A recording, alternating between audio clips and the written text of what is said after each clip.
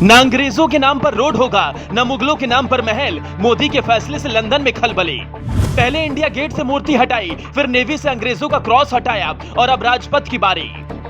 आपके जिले में हो अंग्रेजी विरासत तो मोदी को लिखिए चिट्ठी, गुलामी की निशानी होगी खत्म। उधर ब्रिटेन को नई प्रधानमंत्री मिली और इधर भारत के प्रधानमंत्री ने एक फैसले से लंदन में खलबली मचा दी।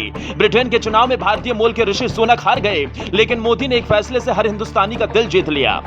लिज ट्रस प्रधानमंत्री पद की शपथ ले पाती उससे पहले ही मोदी सरकार ने एक आदेश जारी किया, जिसका मतलब यह है कि हिंदुस्तान में जब राजा का शासन नहीं है तो फिर राजपथ की क्या जरूरत है। मोदी खुद को प्रधानमंत्री नहीं बल्कि प्रधान सेवक और चौकीदार कहते हैं। अपने आवास का नाम पहले ही रेस कोर्स रोड से बदलकर लोक कल्याण मार्ग कर दिया है, ताकि जनता को यह न लगे कि प्रधानमंत्री की कुर्सी पर एक राजा बैठा है।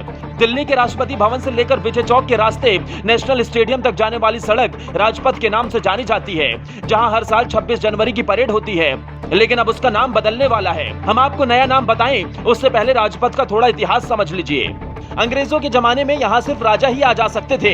अंग्रेजी में इसे किंग्स वे यानी राजा का पथ कहा जाता था। साल 1911 में जब ब्रिटिश राजा जॉर्ज पंचम दिल्ली आए तो इसी रास्ते से होकर गए, फिर दिल्ली दरबार लगा था, तभी से ये सड़क किंग्स वे बन गई। नेहरू ने 1955 में इसका नाम राजपथ किया। हालांकि राजा का राज खत्म हो गया था। हो सकता है नेहरू खुद को राजा समझते रहे हों, लेकिन अब मोदी ने इसका नाम कर्तव्य पथ करने का फैसला किया है।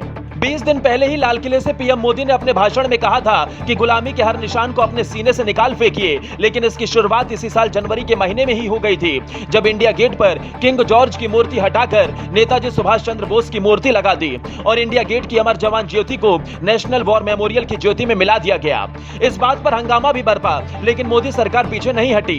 बीजेपी के बड़े बड़े नेता ये मानते हैं कि इंडिया गेट भी गुलामी की निशानी है। हो सकता है अगला नंबर इसका भी आए, लेकिन उसके पहले पीएम मोदी अपने आवास से लेकर सड़क तक का नाम बदल रहे हैं, ताकि लोग सही इतिहास जान सकें। आखिर जिन मुगलों और अंग्रेजों ने देश को तबाह किया, उनके नाम पर सड़कें और इमारतें क्यों होनी चाहिए? आपको भी ये सोचना चाहिए। पीएम मोदी का यह फैसला कुछ लोगों को राजनीतिक भी लग सकता है, लेकिन सियासत से ज्यादा ये मुद्दा लोगों की भावनाओं से जुड़ा है।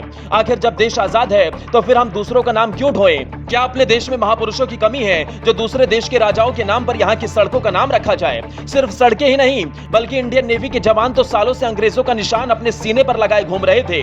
इसलिए 2 सितंबर को नेवी के निशान से भी पीएम मोदी ने अंग्रेजों का क्रॉस हटा दिया और शिवाजी के अष्टकोण वाला नया चिन्ह दिया।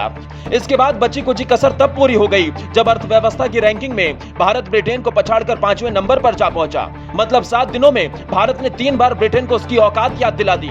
250 साल तक जो हम पर राज करके गए थे, 250 साल तक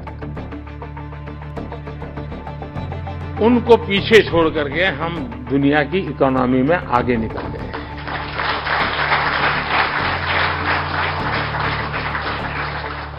छह नंबर से 5 नंबर पर आने का जो आनंद होता है, उससे ज्यादा आनंद इसमें हुआ। क्यों? 6 से 5 होते तो होता थोड़ा आनंद, लेकिन ये 5 स्पेशल है। यही काम अगर 75 साल पहले शुरू हुआ होता तो हिंदुस्तान की तस्वीर कुछ और होती, लेकिन देर से ही सही जनता को मानसिक गुलामी से मुक्ति तो मिलेगी।